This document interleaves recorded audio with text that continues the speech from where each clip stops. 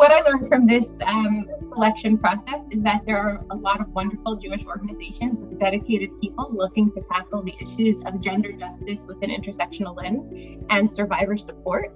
But there's also limited funding in this space, and committed Jewish professionals are actually being underpaid for the work that they are doing.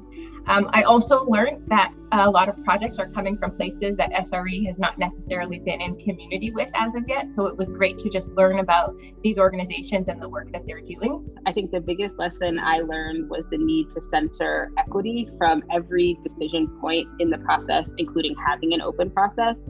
For us, we made that decision by putting together the most representative and knowledgeable grants review committees that we possibly could. They come from every corner that we could find in the Jewish community. They are activists, organizers, parents, caregivers, etc., and allowing them really to share their knowledge of the needs and the way that those needs can be met in the Jewish community in order to make decisions that hold equity and are representative of the Jewish community.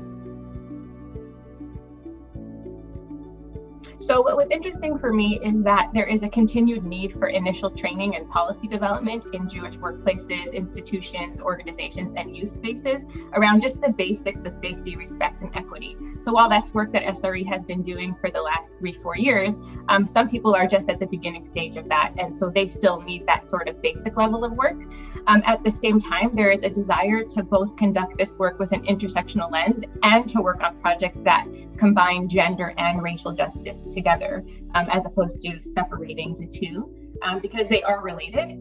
And I also learned that there is an interest and desire to support Jewish survivors of sexual harm to write about their stories, but that there is less room for things that don't involve survivors doing the work themselves.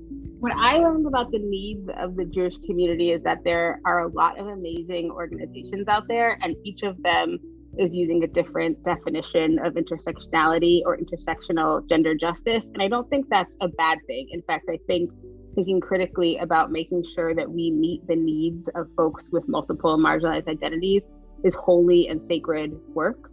When it comes to victim survivors specifically, I think there are a lot of organizations working to train their staff or be proactive in culture building or conduct assessments. And that's all important work that SRE is thrilled about. But I think the Jewish world is struggling to directly support those who have already experienced harm in the Jewish community directly. I think that some organizations who are looking for basic training, if they don't get that through this grant, I think that could potentially go unmet. But what I would recommend is that there are so many organizations that need to do that. They should come together and have like a multi-org kind of training day or training conference or something like that. And then the other thing that I think will be unmet is that there's still a lack of work in the space of victims of sexual harm. So that is one that I hope will eventually be met, but I don't know if it will be met in this cycle. When I think about needs that are still being unmet, I think a lot about the ideas that the Jewish world has yet to benefit from because the organization or the leader has not gotten the initial funding that was needed to launch the idea.